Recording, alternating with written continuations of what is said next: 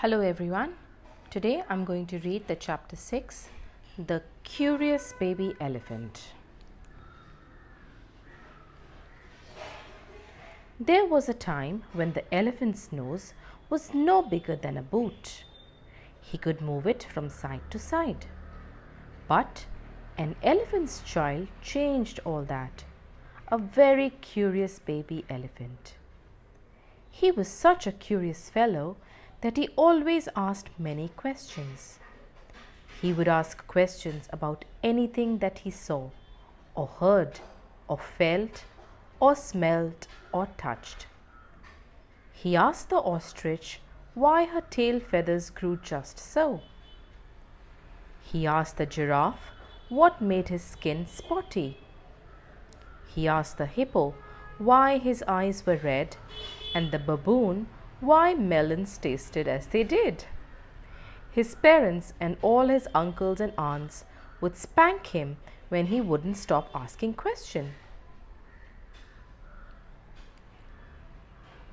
"What does a crocodile have for dinner?" he asked one day. "Shh," said all the animals. But he would not stay quiet. He kept on asking everybody he met. One day he met the Coco bird. She told him where he could find an answer.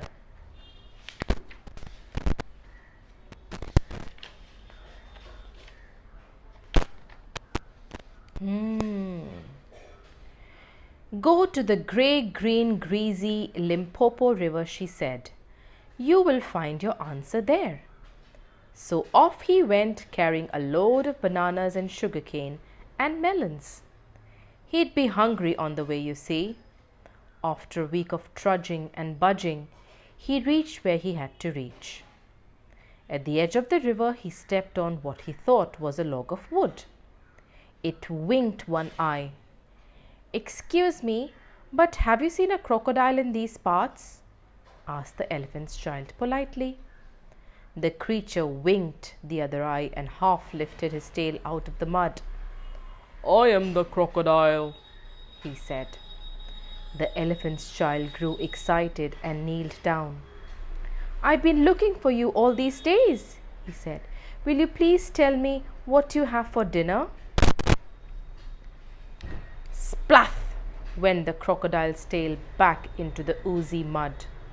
"Come nearer, little one, come nearer, and I'll whisper," said the crocodile.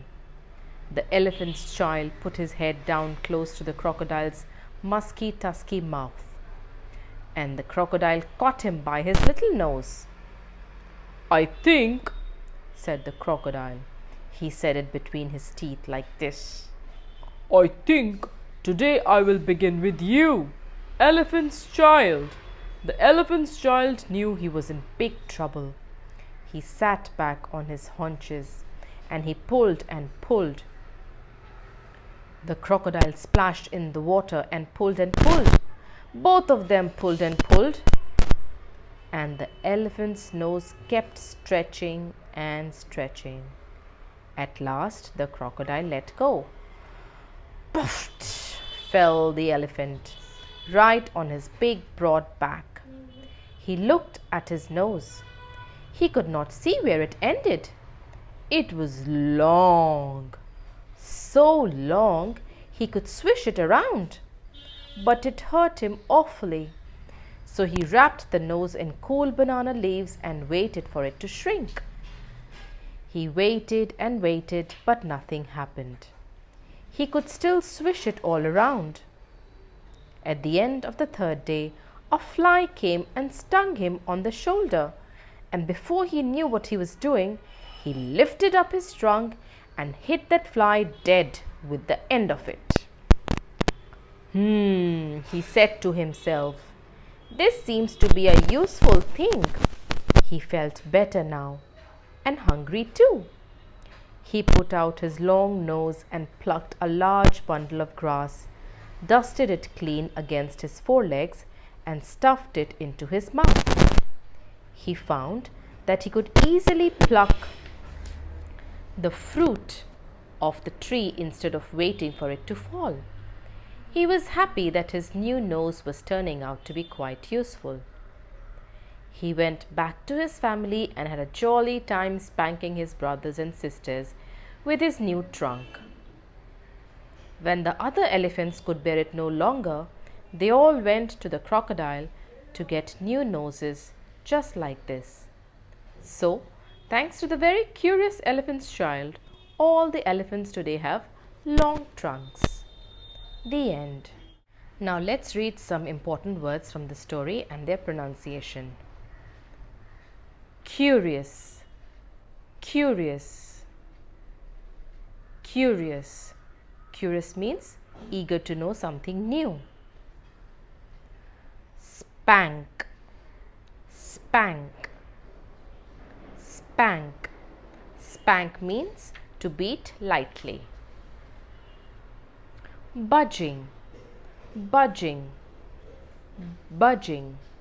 Budging means walking slowly and heavily because of tiredness. Trudging, trudging. Trudging is another word for moving. Oozy, oozy. Oozy means watery. Oozy mud, watery mud.